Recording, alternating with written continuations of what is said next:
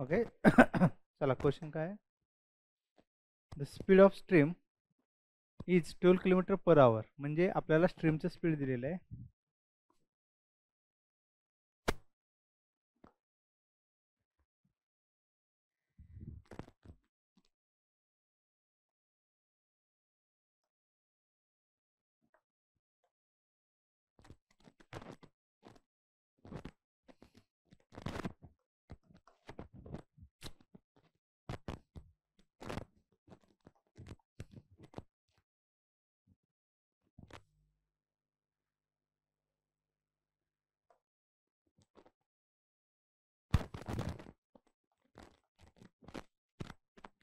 बघा स्ट्रीमचं स्पीड दिलेलं आहे आपल्याला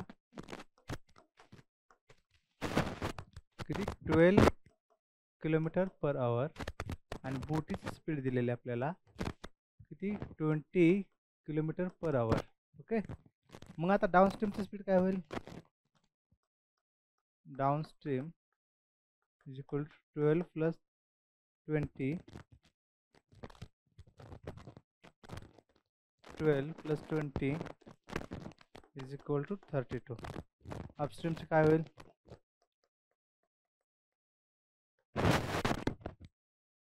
20 minus 12 is equal to 8. 1 kilometre per hour 1 kilometre per hour आलं. बरोबर. आता पुढे काय म्हणणार. A boat takes total 36 hours for travelling downstream from point X to point Y. म्हणजे डाऊनस्ट्रीम कशी गेली. हा पॉईंट एक्स आहे आणि हा पॉईंट वाय म्हणजे डाऊनस्ट्रीम गेलेली आहे.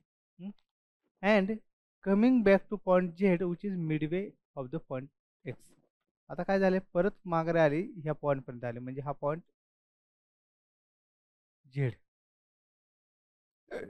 बरोबर. तर तो निम्म्यात आहे मिडवेमध्ये आहे.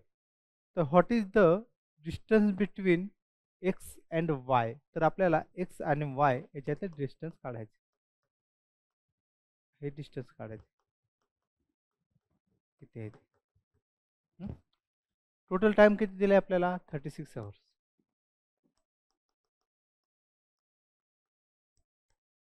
टोटल टाइम दिले आपल्याला 36 आवर्स.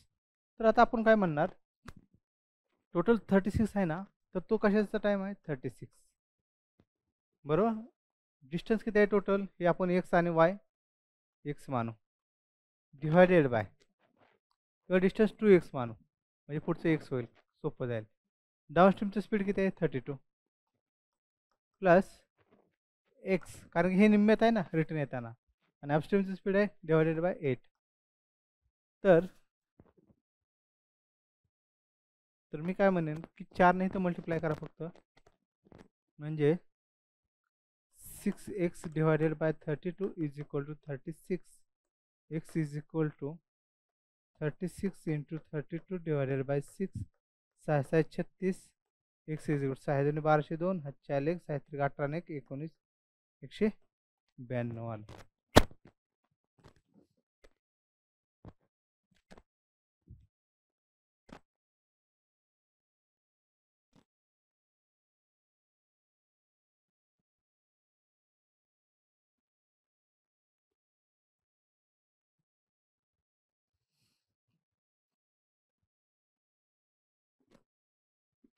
ओके. घ्या लिहून घेऊ.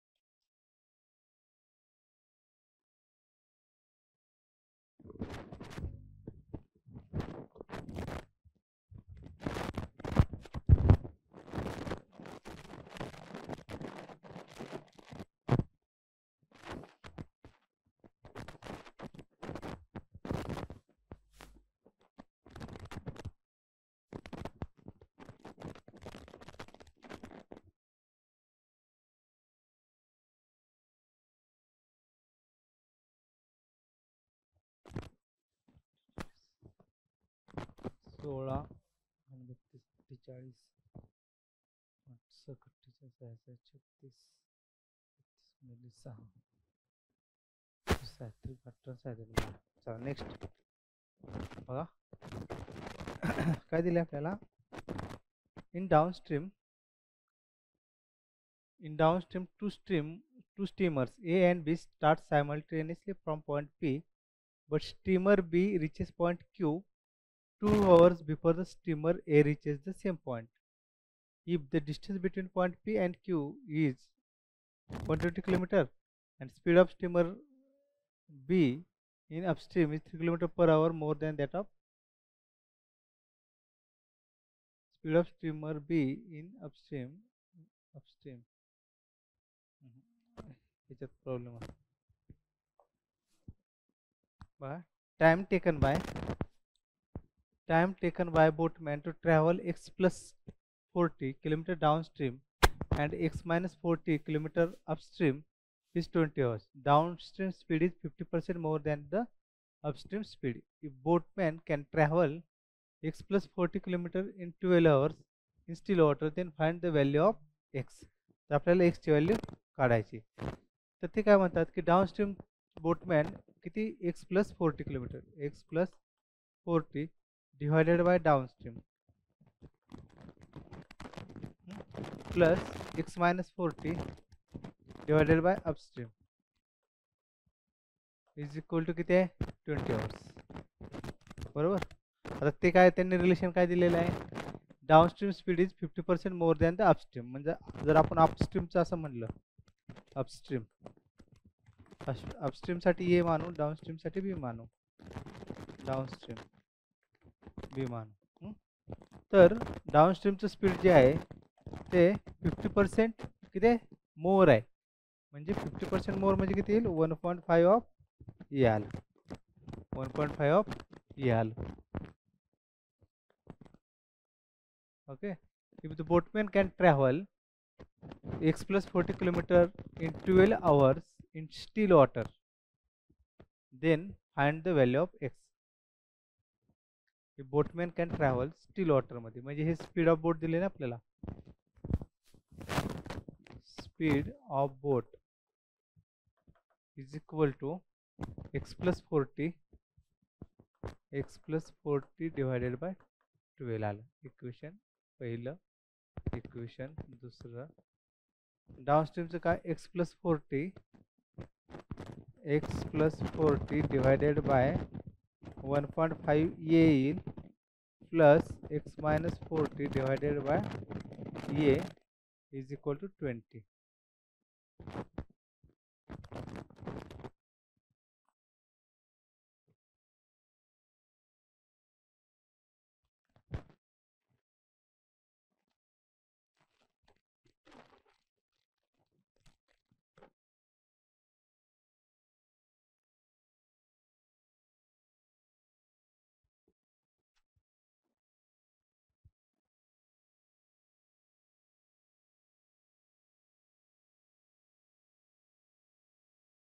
चला पुढे कसं होईल हे ax plus 40a plus 1.5 ax minus 60a divided by 1.5 a square is equal to 20. पुढे कसं होईल याचं 2.5 ax okay minus 20a is equal to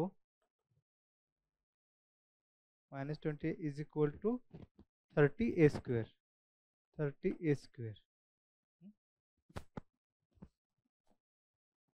मग या इक्वेशन मधून ए कॉमन काढा या दोन्ही मधून जर ए कॉमन काढला तर हे काय बघा ए कॉमन काढला 2.5x minus 20 is equal to 30a square a केला कॅन्सल म्हणजे आपल्याला काय भेटलं ए ची व्हॅल्यू भेटली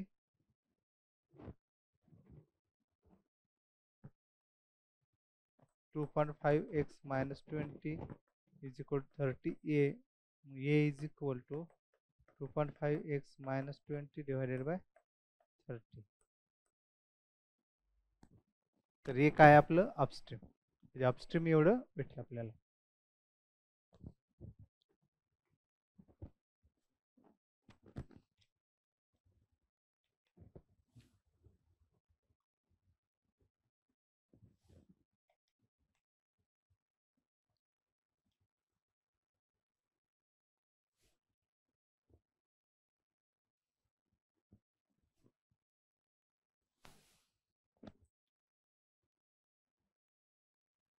गेले म्हणून एवढं.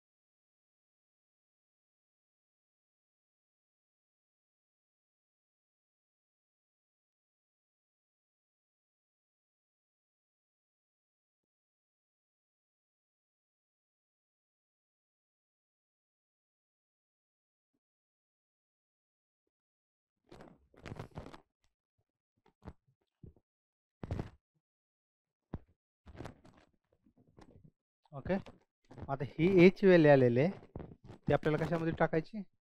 Put this value of A in equation third. Put this value of A in equation third. आता इक्वेशन तिसऱ्यामध्ये जर ठेवली व्हॅल्यू तर कशी येईल पहा.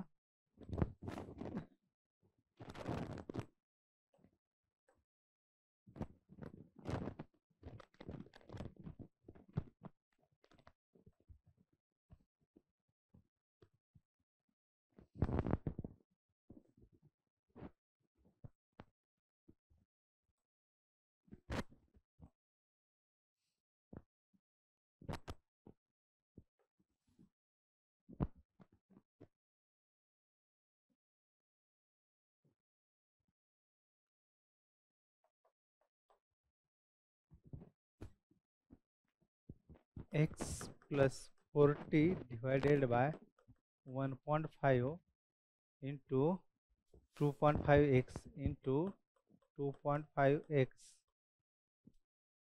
minus 20 divided by 30 divided by 30 plus x minus 40 divided by 2.5x minus 20 divided by 30 is equal to 20. Okay, आता फक्त हे इक्वेशन सॉल्व केले की आपलं x ची व्हॅल्यू मिळून जाईल.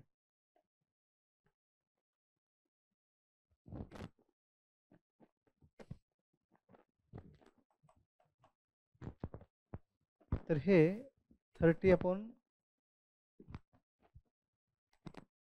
1.5 डिवायडेड बाय 30 म्हणजे किती येईल हे? 10, 15 दोन्ही 20. इथे किती राहील? 20 राहील. म्हणजे 20 न वरती गेल्यावरती काय राहील? 20x plus 20 8 800 divided by 2.5x minus 20 plus 30 वरती गेलं तर 30x minus 120 divided by 2.5x minus 20 is equal to 20. आता दोन्हीकडे छेद समान आहे तर आपण काय करू शकतो यांचं 20x plus 800 plus 30x minus 120 divided by 2.5x minus 20 is equal to 20.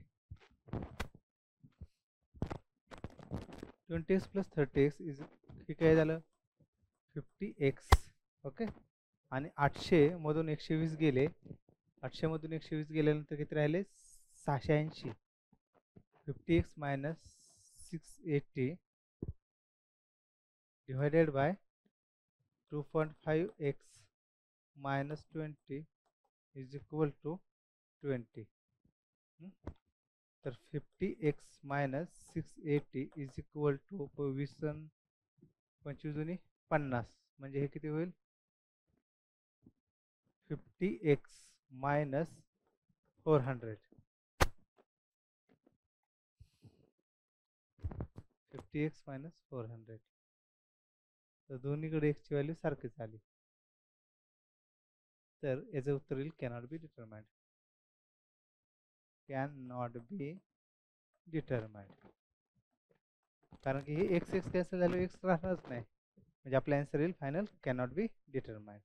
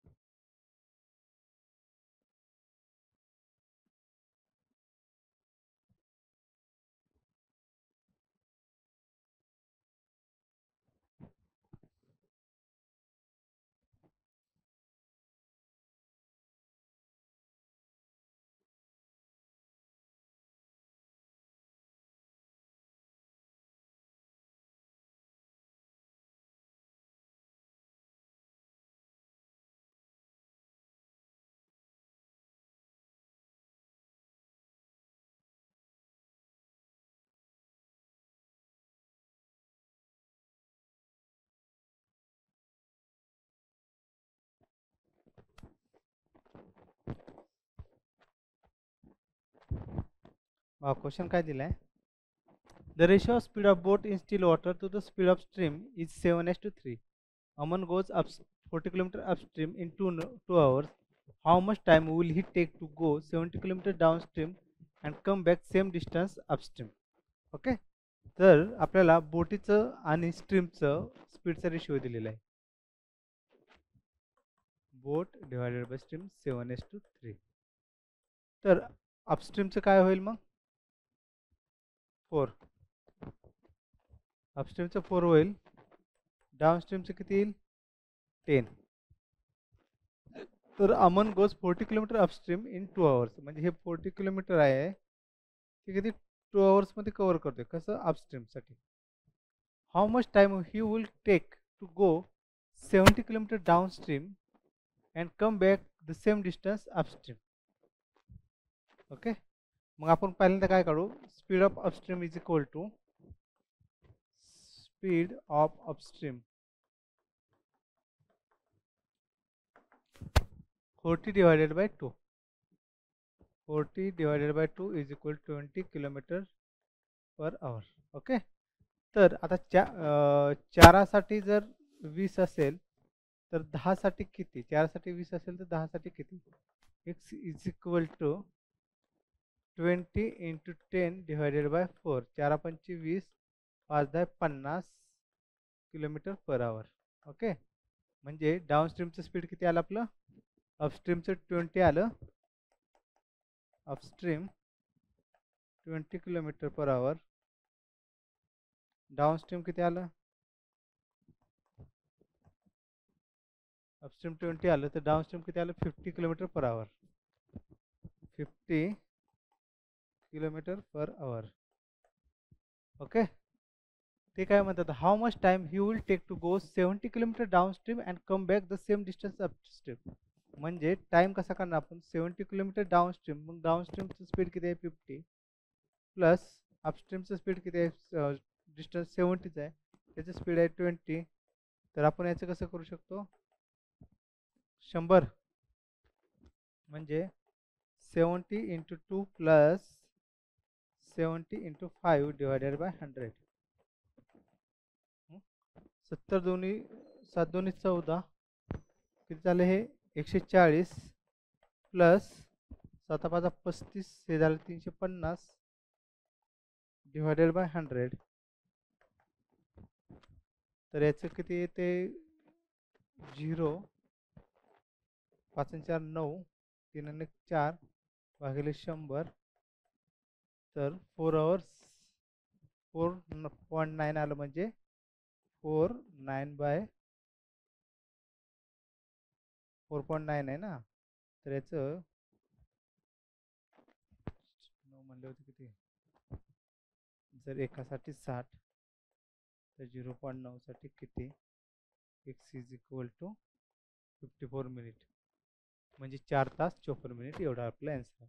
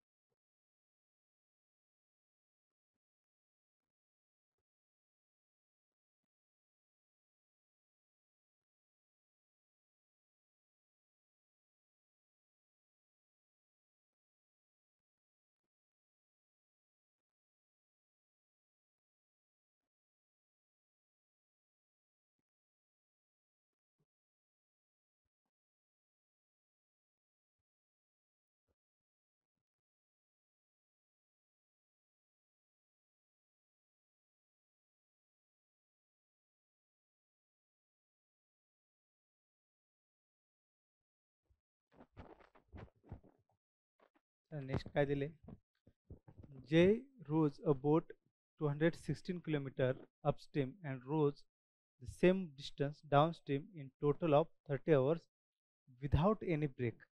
The speed in downstream is 20% more than the speed of boat in still water, and the speed in upstream is 66.67% of the downstream speed. What is the speed of boat in still water? J rows boat 216 km upstream and rows same distance downstream in total 30 hours. म्हणजे 30 तासामध्ये त्यांनी काय म्हणते, 30 तासामध्ये 216 kilometre upstream upstream plus 216 kilometre downstream downstream, okay, without any break. So the speed of downstream is 20% more than the speed of boat in still water, and the speed of upstream is 66. म्हणजे अपस्ट्रीमचं speed जे दिलेलं आहे, upstream speed is equal to 66 म्हणजे किती, 2/3 2/3 of downstream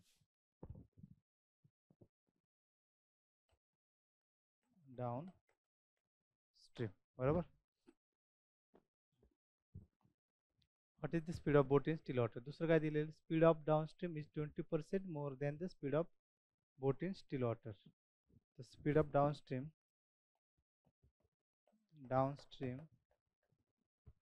is equal to, हे किती आहे, 20% more than the speed of boat in still water. म्हणजे still water plus 20% of still water.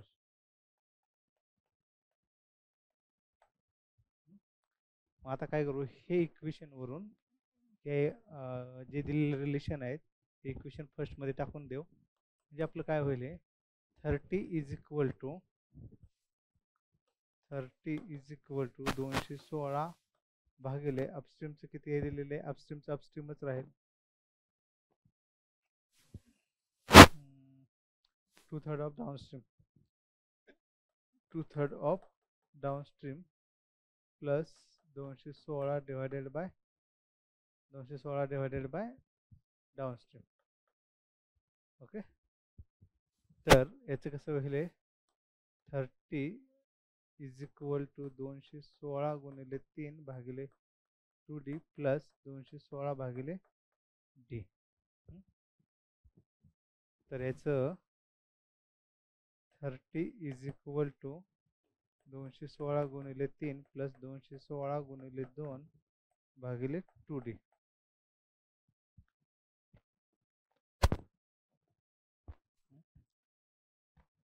तर d इज इक्वल टू किती येईल, 216 गुणिले 5 करू डायरेक्ट, 216 गुणिले 5, 5 36 0 हात 3 5 1 5 3 8 5 2 10 1080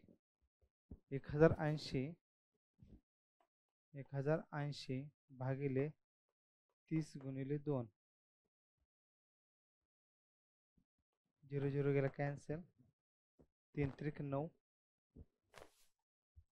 हातच्याले 1 3 सक 18 भागिले 2 बरोबर 18 किलोमीटर पर आवर, 18 किलोमीटर पर आवर, 18 किलोमीटर पर आवर.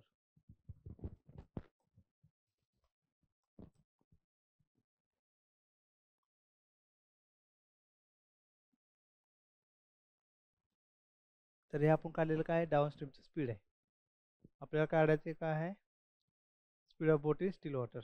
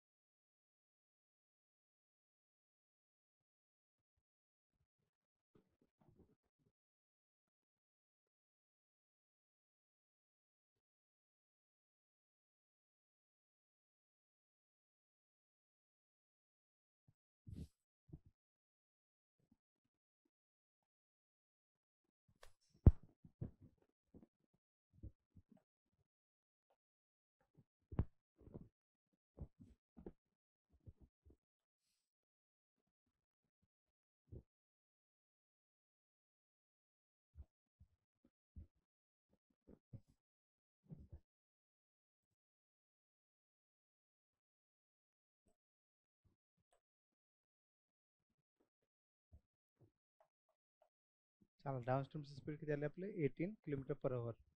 म्हणजे आपल्याला काय आहे डाऊनस्ट्रीम स्पीड, परत लिहितो equation, downstream is equal to still water plus 20% still water, 20% still water. तर डाऊनस्ट्रीमची स्पीड किती आली 18 is equal to still water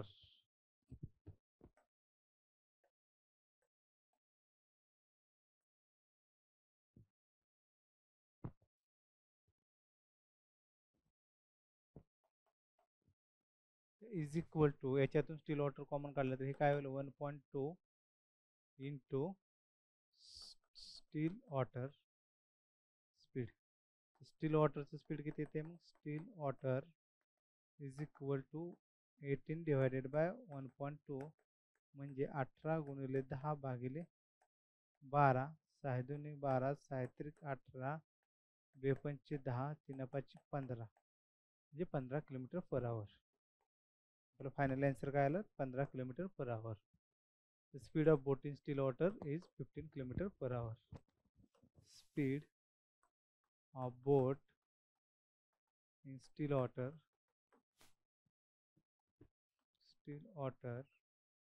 is 15 km/h.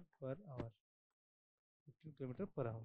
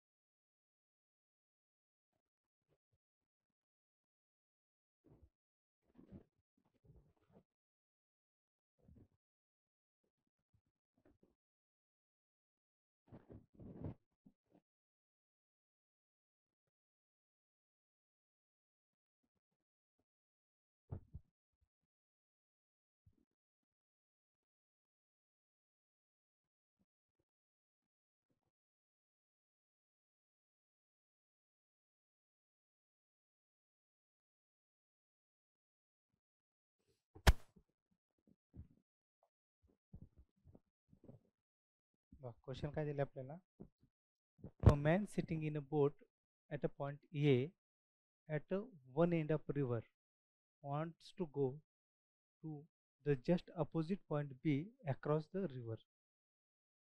He started rowing in a perpendicular direction to the flow of river from point A to reach point B, but because of the flow of river reaches point C, which is somewhere to the right of point B. From point C, he again starts rowing back to the opposite side in a perpendicular direction of flow of river and reaches a point D. The distance between A and D is 42 meter and speed of boat in still water and speed of current is 7:3. म्हणजे बघा पहिली condition काय दिली की ही एक नदी आहे. ही नदी आहे, इथे पॉईंट ए आहे. आता आणि त्याच्या अपोजिट साईडला हा पॉईंट बी आहे. तर त्यांना काय करायचं होतं की ए पासून बी पर्यंत यायचं होतं. ए पासून बी पर्यंत यायचं होतं. Just go opposite point B across the river. He started rowing in a perpendicular direction of flow of river. हे त्याने इथून चालू केलं इथपर्यंत येण्यासाठी. परंतु काय झालं पाण्याच्या प्रवाहामुळे तो काय पोहोचला पॉइंट सी ला पोहोचला म्हणजे इथे असं पोहोचला point C. river reaches a point C which is somewhere to the right of point B. From point C he again starts rowing back to the opposite side in perpendicular direction and reaches point D. आता त्याला परत इथे यायचं होतं परंतु तो किती कुठे गेला इथे गेला डी ला. opposite direction perpendicular to the boat. The distance between A and D, तर आपल्याला काय सांगितलं distance between A and D is 42 metre. तर ए ते डी ही डिस्टन्स किती आहे 42 मीटर आहे. And the speed of boat in still water, speed of boat in still water, still water and speed of current, speed of current is equal to हे किती दिलेले आहे आपला ratio 7:3. What is the width of river. तर आपल्याला काय काढायची ही नदीची रिव्हरची विड्थ आहे ना ती काढायची. विड्थ ऑफ रिव्हर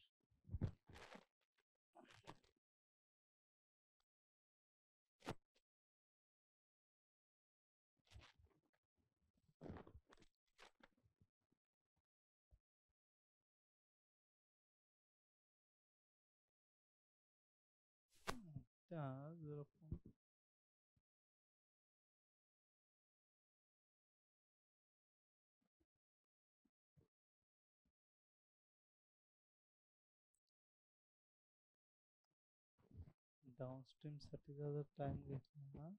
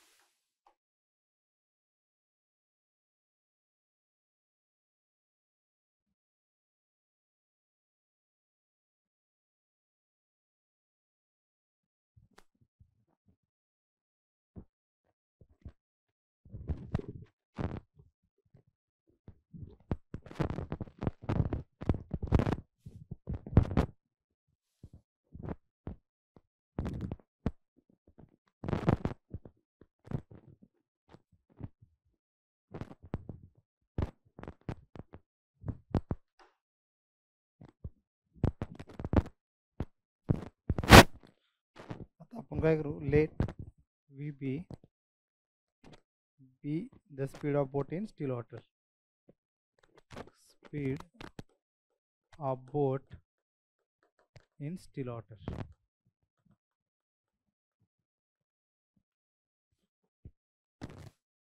आणि व्ही सी करंटचं स्पीड.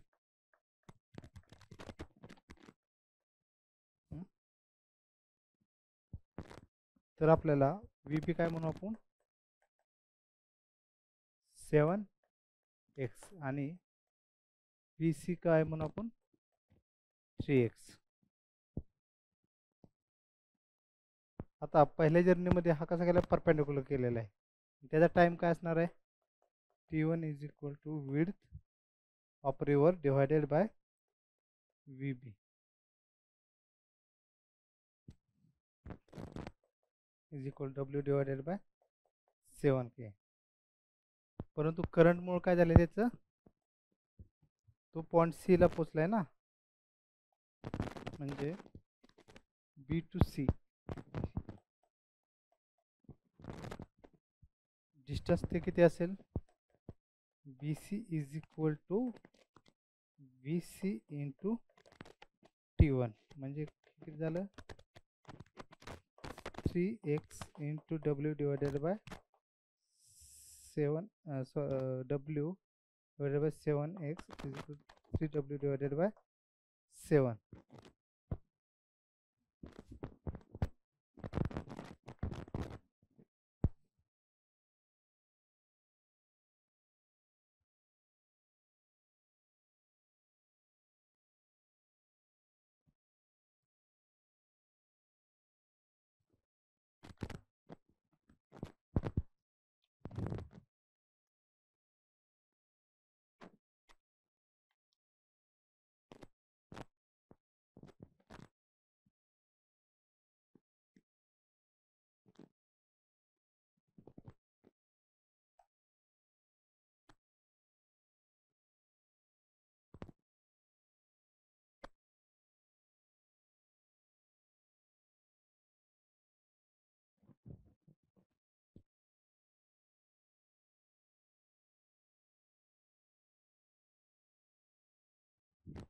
आता जे सी टू डी ही जी जर्नी आहे त्याचं कॅल्क्युलेट करू.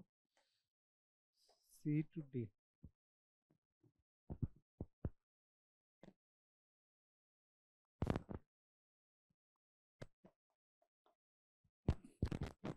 Journey from C to D, journey from C to D, T2 is equal to W divided by VB, म्हणजे W divided by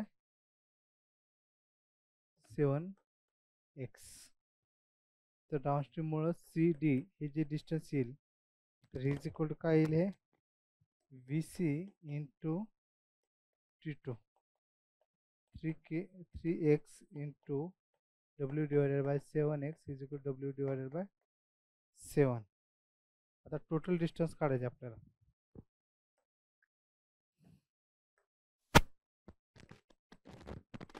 total distance AD is equal to काय येईल, AD is equal to BC plus CD. AD is equal to 3W divided by 7 plus 3W divided by 7, तर हे 6W divided by 7 आलं. आता आपल्याला width of river किती दिलेलं, AD किती दिलेलं होतं आपल्याला 42, मग 6W divided by 7 is equal to 42, तर W is equal to 49 metre.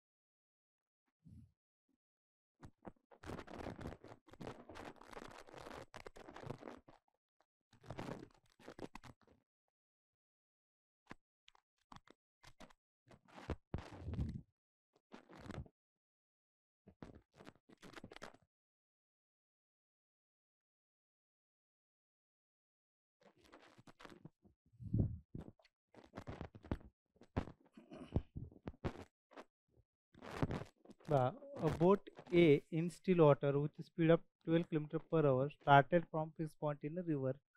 After 12 minutes, boat B left the same point to catch up boat A.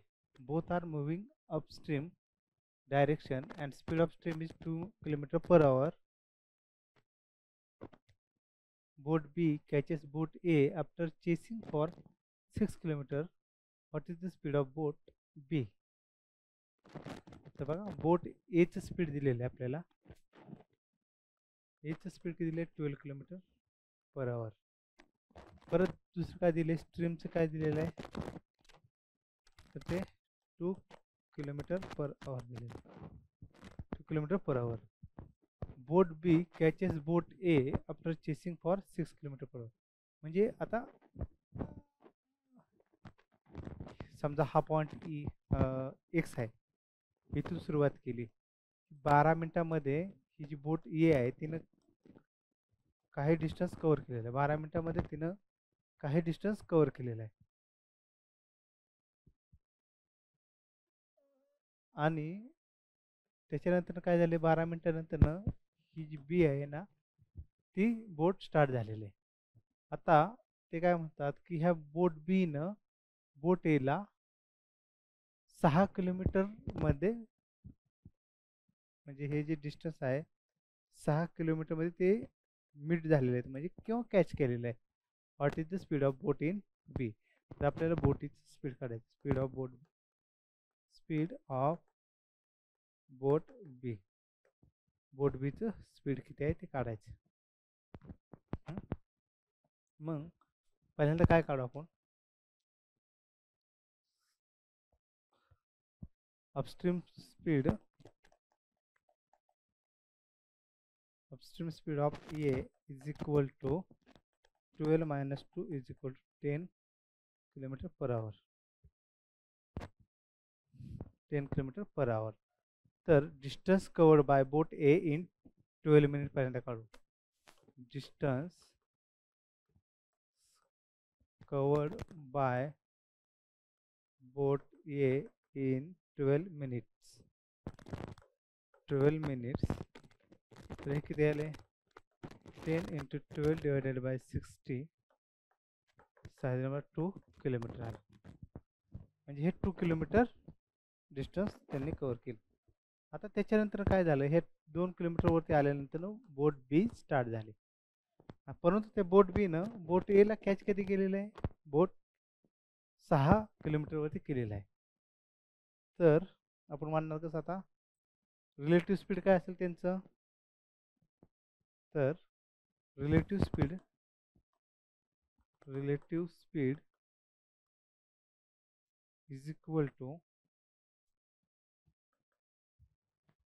Speed of boat B minus speed of A. कारण की स्ट्रीमचं speed तर काय दोघांचं तेवढंच minus करेल.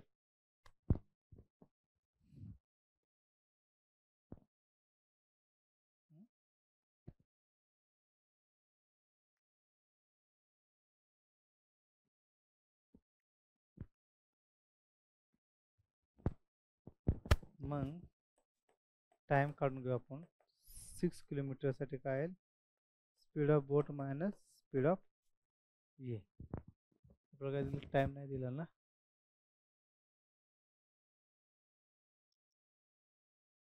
Okay हे एक इक्वेशन आहे आपलं.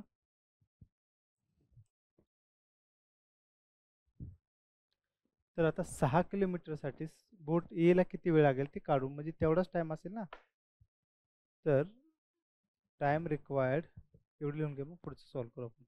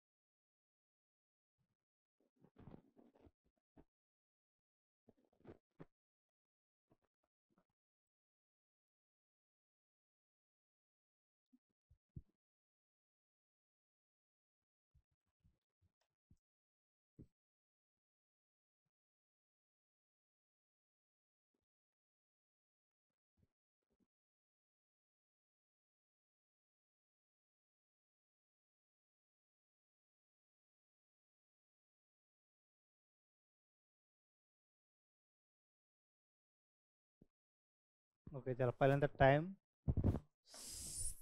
बोट ए ला 6 किलोमीटर कव्हर करण्यासाठी लागणारा टाइम काढू.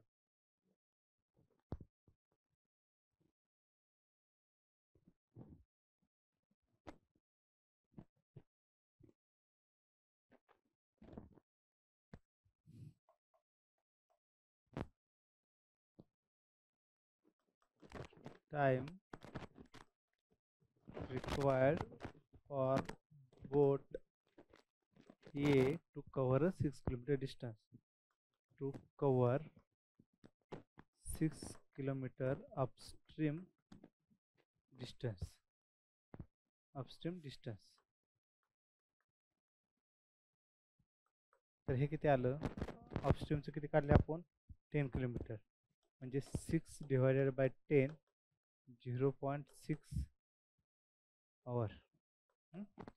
तर आता ते आपण ह्या इक्वेशनमध्ये टाकायचं. म्हणजे काय झालं आपलं? 0.6 is equal to 6 divided by बोटचं बी बोटचं स्पीड मायनस ए बोटचं स्पीड, कारण की हे रिलेटिव्ह स्पीड येईल ना. तर आता याचं कसं होईल पुढे परत? Speed of boat B minus speed of A is equal to 6 divided by 0.6 म्हणजे 60 divided by 6 is equal to 10. म्हणजे speed of boat B is equal to 10 plus boat H still water मधलं बोट एच किती आहे? 12. म्हणजे 10 plus 12 म्हणजे 22 kilometre per hour. 22 kilometre per hour. Option येईल आपला none of this.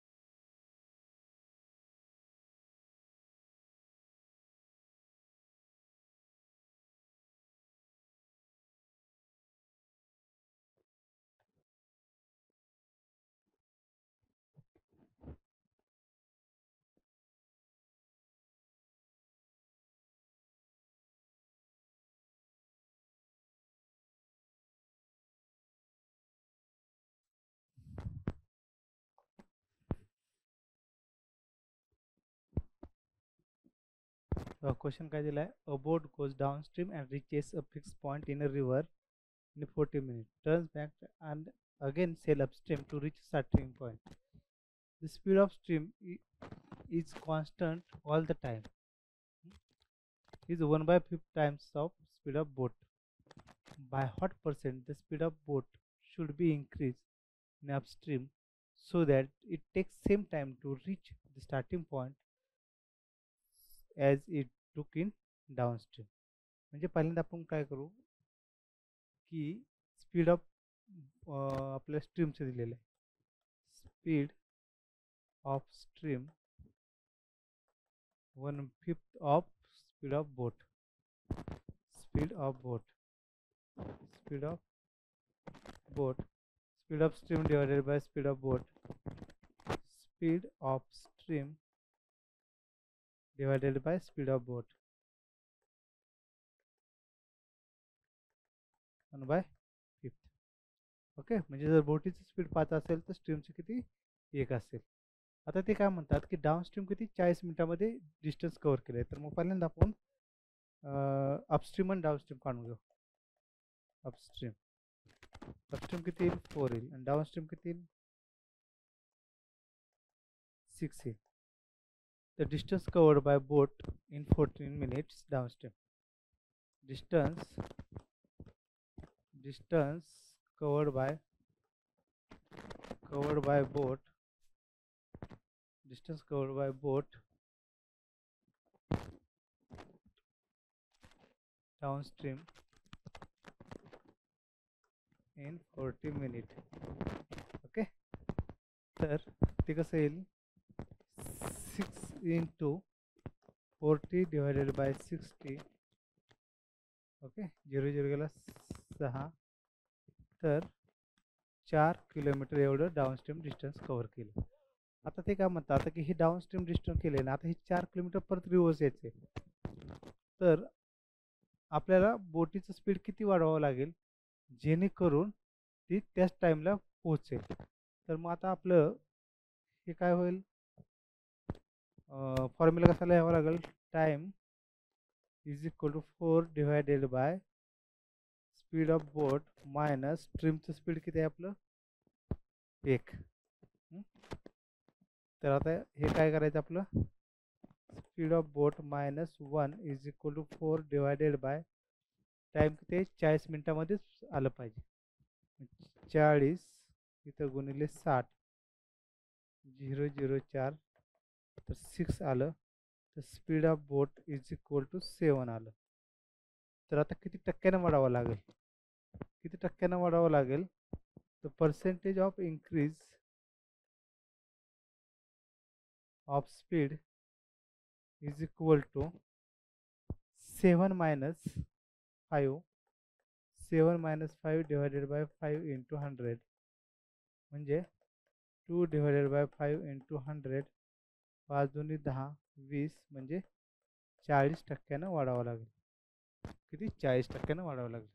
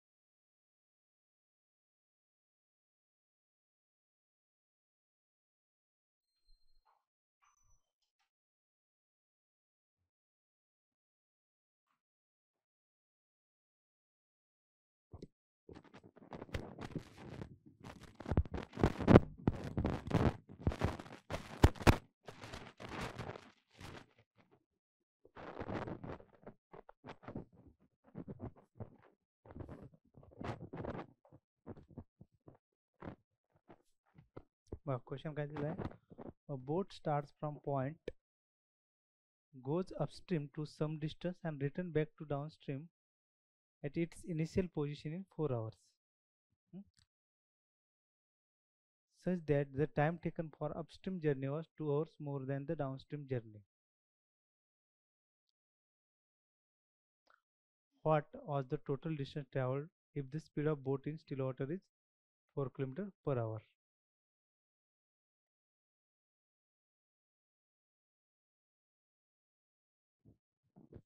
Speed of boat in still water, speed of boat in still water 4 km per hour. Boat starts from point and goes upstream to some distance, म्हणजे ह्या point पासून चालू झाली, एक upstream काय distance आलं त्या डिस्टन्सला आपण एक्स मान, and return back to downstream at its initial position 4 hours. परत ही इथे किती आली, 4 आवर्समध्ये आली. तर त्यांनी अजून एक कंडिशन दिली, time taken for upstream journey, जे अपस्ट्रीम जर्नीसाठी जो टाइम लागतो समजा T1 is 2 hours more than the downstream journey, म्हणजे हा T2, म्हणजे T1 minus T2 is equal to किती आहे 2, प्लस दुसरं काय T1 plus T2 is equal to 4, T2 T2 cancel, 2T1 is equal to 6, T1 is equal to 3 hours. म्हणजे जाताना अपस्ट्रीमला किती 3 तास लागते, डाउनस्ट्रीमला किती 1 तास लागला, 1 hours. बरोबर. आता सोपं झालं आपलं, पुढे काय करायचं अजून. if the speed of boat in still water was 4 km per hour, what was the total distance it traveled? तर टोटल डिस्टन्स ट्रॅव्हल काढायचं आपल्याला.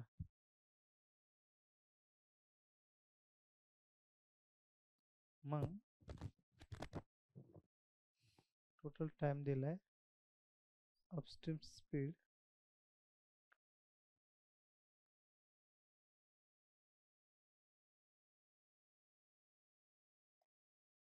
एक्स जर मानलं x upon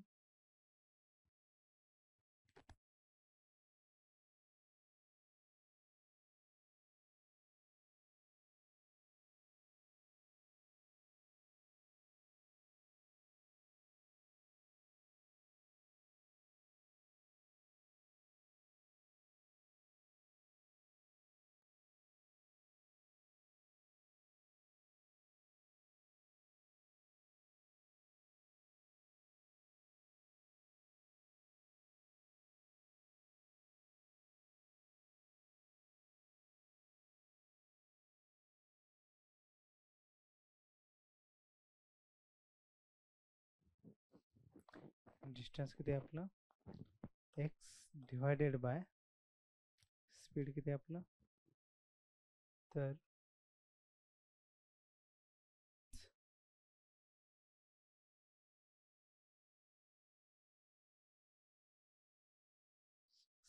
3 distance 4 plus y plus x divided by 4 minus y 0 is equal to 4. 4x minus 4y is equal to असं नाही निघत हे, इक्वेशनवरून नाही निघत.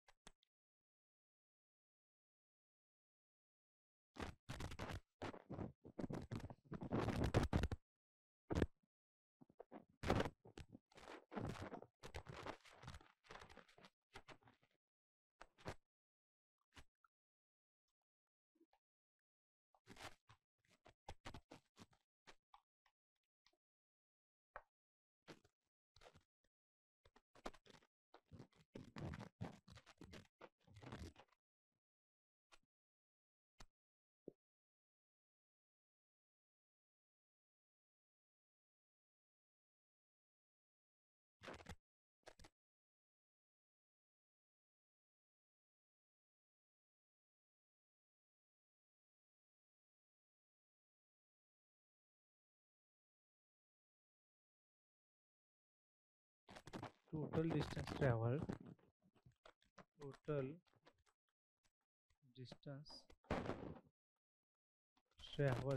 is equal to answer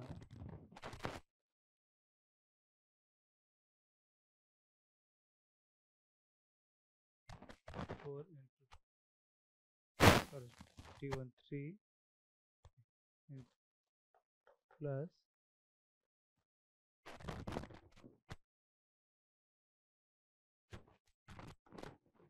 4 into 4 is 16 kilometers.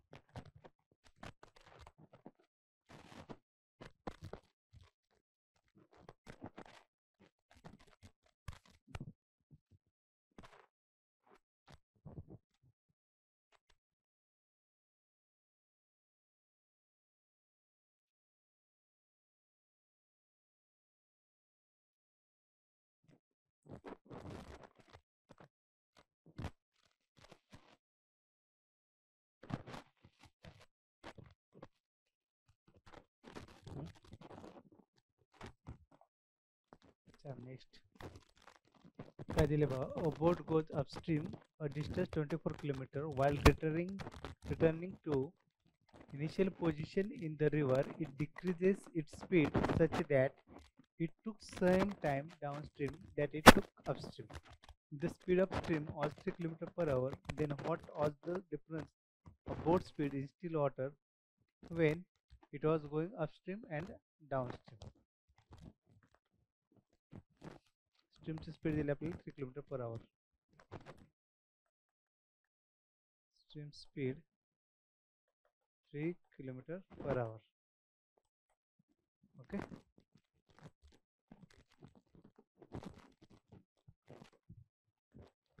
A boat goes upstream a distance of 24 km. 24 km upstream जाते 24 km. And while returning to the initial point in the river, it decreases speed decrease केले. Okay, initial point line such that it took same time. A time upstream is equal to time downstream. Time upstream is equal to time downstream. If the speed of stream was 3 km per hour, then what was the difference? डाउनस्ट्रीमला speed किती असेल, अपस्ट्रीमला speed किती असेल ते काढायचे, त्याचा difference काढायचा बोटीत. बोट goes upstream distance kilometre पर returning. तर आता टाइम अपस्ट्रीमचा कसा निघेल, डिस्टन्स किती दिले 24 किलोमीटर, स्पीडचं किती आहे 3. आपण बोटीचं स्पीड इथं x मानू, x1 x1 minus 3 is equal to 24 divided by xy मानो, सॉरी x and y सोपं जाईल, x आणि y.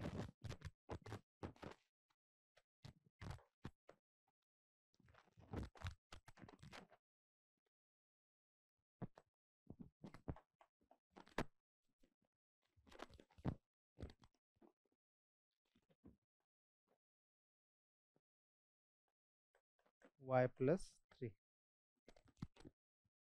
तर आता हे इक्वेशन जर सॉल्व केलं तर 24 कॅन्सल करून टाकू आपण. म्हणजे राहिलं काय 1/x-3 is equal to 1/y+3. y+3 is equal to x-3.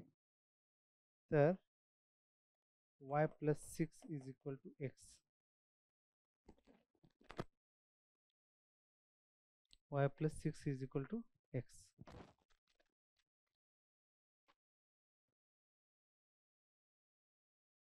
तर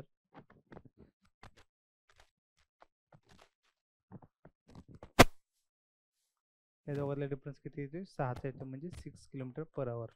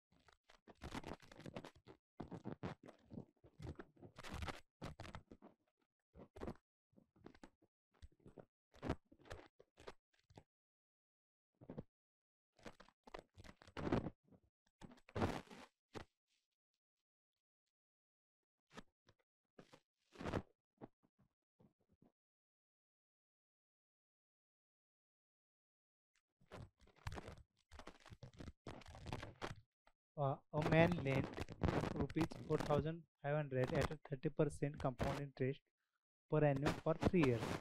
What is the difference between interest earned by man in second years only and interest earned by man in third year only? Rate किती दिले आपल्याला 30%. Principal किती आहे 4,500. Time किती दिलेला आहे पहिल्यांदा 3 वर्षाचा काढतो 3 years. ओके. तर आता अमाऊंट इज इक्वल टू काय असतं amount is equal to principal into 1 plus interest rate upon 1 plus rate upon 100 raised to 3. प्रिन्सिपल किती आहे 4,500. 4,500 इंटू 1 प्लस रेट किती 30 divided by 100 raise two cube. 4,500 गुणिले कंपाउंडेड एन्युअल टाइम. तर हे किती होईल 130 divided by 100 into 130 divided by 100 into 130 divided by 100. 3 वेळा झालं. हे 0 0 कॅन्सल करून टाकू. परत हे 2 0 कॅन्सल होते इथले. हे राहिलं काय आपलं 45 गुणिले 13 गुणिले 13 गुणिले 13 भागिले 10.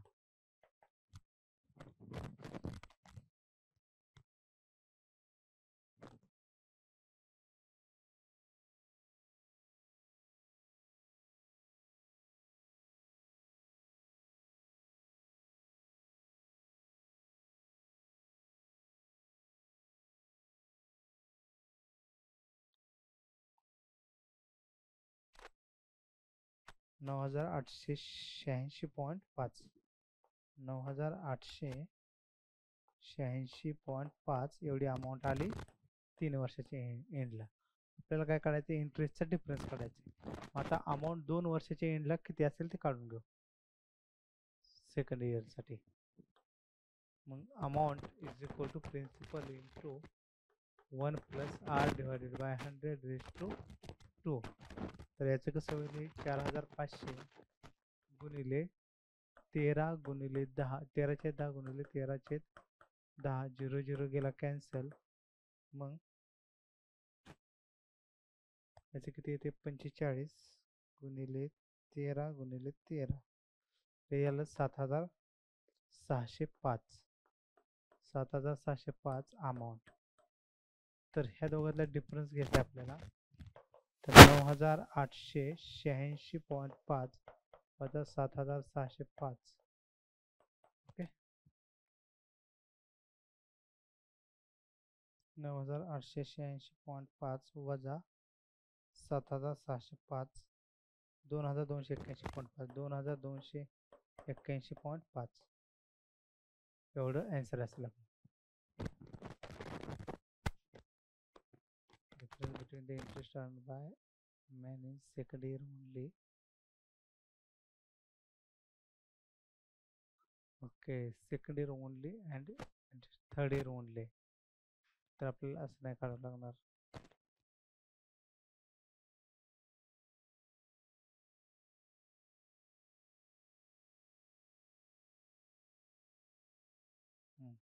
म्हणजे आपल्याला काय भेटलंय सेकंड इयरची अमाऊंट भेटली 7,650.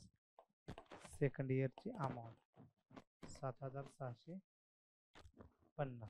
तर याच्यावरून थर्ड इयरसाठी इंटरेस्ट काढू. मग 1 वर्षात इंटरेस्ट किती येईल 4,500 वर किती काढू.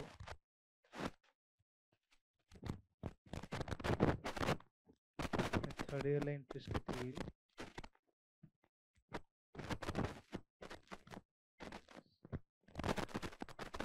Third year interest amount is equal to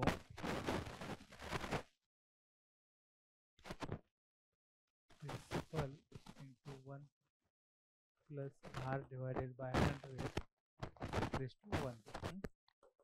तर अमाऊंट काढायची. प्रिन्सिपल किती झाला आता 650 गुणिले 130 भागिले 100 0 0 0 0 गेलं केलं 765 गुणिले 13. तर अमाऊंट किती आली हे 765 गुणिले 13.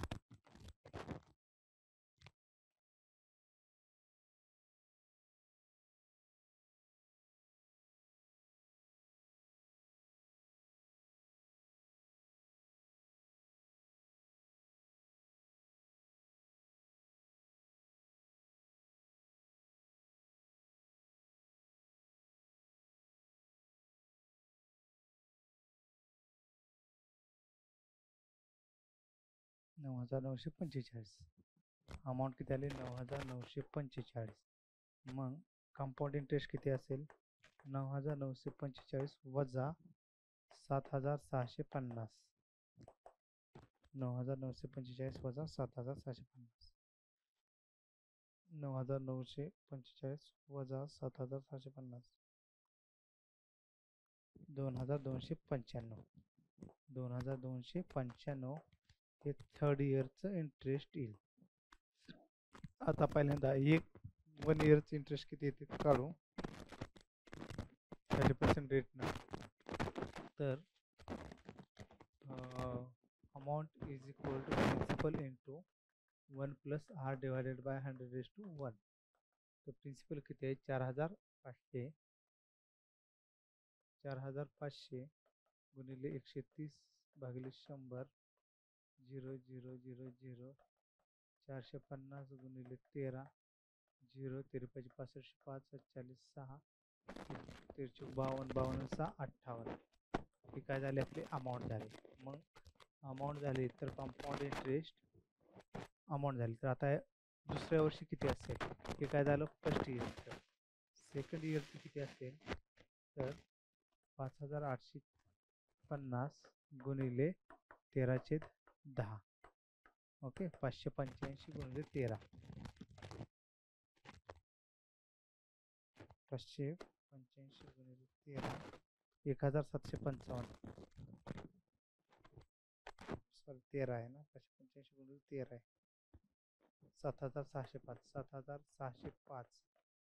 तर ह्या 7605 मधून 5000 सॉरी 4000 किती आपलं प्रिन्सिपल घेतलं होतं आपण हे 5850. 5850 मायनस केलं तर मायनस 5850 तर 1775. 1755 सेकंड इयरचं इंटरेस्ट आलं. तर मग डिफरन्स काढायचं आहे आपल्याला. 2995 2295 वजा 1755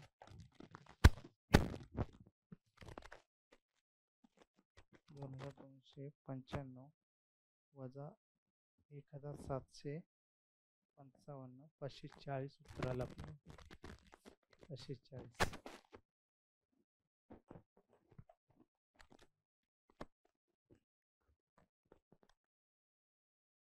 10 मिनिट.